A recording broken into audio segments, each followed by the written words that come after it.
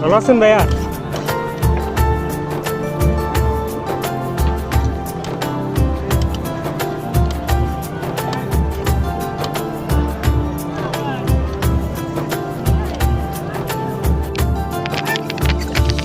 নবীর রোজা শরীফ দেখে মন ভরে না, নবীর রোজা শরীফ দেখে